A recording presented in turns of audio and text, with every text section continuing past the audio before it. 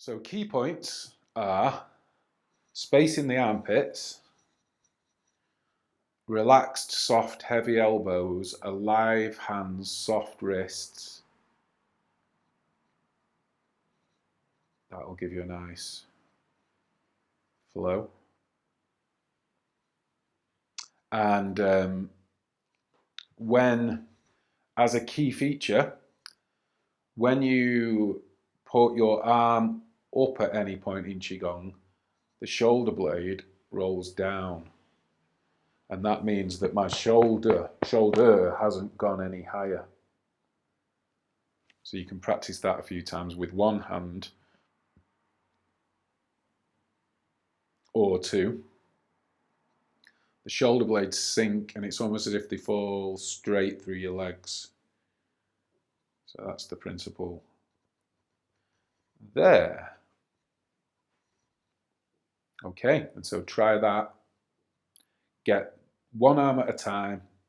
Do it in sets of 3 or 7 and on both sides, and do that every day until you really get it in your body. And now that you're combining, you've got the pathways, you've got the energetic connection between the body and the hand, and you're also now sticking to principles that allow energy to flow, which is you're never fully straightening the arm, you're never closing the armpit, you're never not locking anything out, not locking the legs, the perineum is open, you're relaxed, everything's soft, everything's rounded, everything's flowing.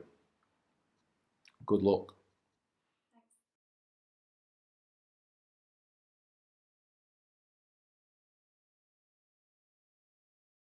Okay folks, so we're going to start to look at the footwork for movement 1,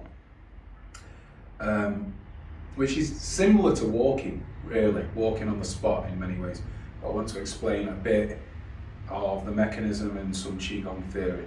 Now, the main thing is, if we put pressure on our heel, let's say this is a foot, we've got the heel, middle of the foot, ball of the foot, let's say.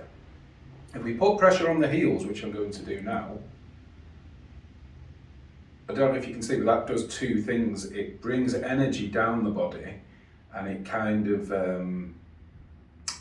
it releases pressure from the body, in a way, if you're just on the heel. The opposite of that, of course, is if I shift weight to the ball of the foot, so my weight is predominantly on the ball of the foot, that raises energy up the body and increases pressure.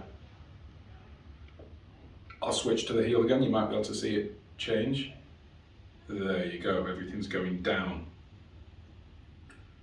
And now I'll shift all the way to the ball of the foot, and pressure comes up. Energy comes up, energy comes towards the head, blood comes towards the head, and once again back down towards the heel and deep into the body. So one way you could say it is, when it's on the heel, it's causing everything to go down and deeper into the body. When it's on the ball of the foot, it's upwards and out towards the extremes of the body. Now, in any normal motion or Qigong motion, we're never going to really do the extreme of those two things because it's an extreme.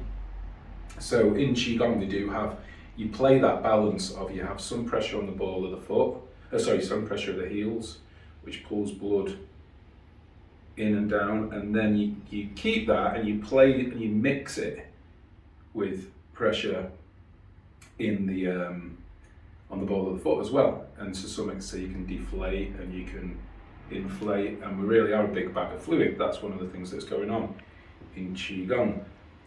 So specifically on this, we're going to do, there's going to be a weight shift. So if I put all of my weight on this foot and emphasize the heel, I can then, if you get it right, it's almost like this one floats up on itself, actually, that's what we're actually looking for. And that, key to that as well, is that when it does, so I'm going to shift onto my right one, which is the one out of your view. That's the heel, ball of the foot. And then, so you'll see that the knee, so you see the heel's coming up. How that's happening is that the knee is going forward in space, and this area, the buttock, is dropping down, as opposed to lifting the hip. We don't lift the hip at all. The hip stays stable. So the weight shifts to one of the feet, in this case the right, pressure on the heel, and then it rolls, also pressure to the ball of the foot as well, but predominantly on the heel. And that lets the other one rise up like that. So you'll end up, all the weight is on the back leg, predominantly in the heel. None of the weight of the body is in this one. The only weight in this one is the weight of the leg itself, which is putting gentle pressure on the ball of the foot. So, as you can see, what you end up with is, one thing is sinking, and one thing is rising, like that. And then, so we're going to break down how to do those things.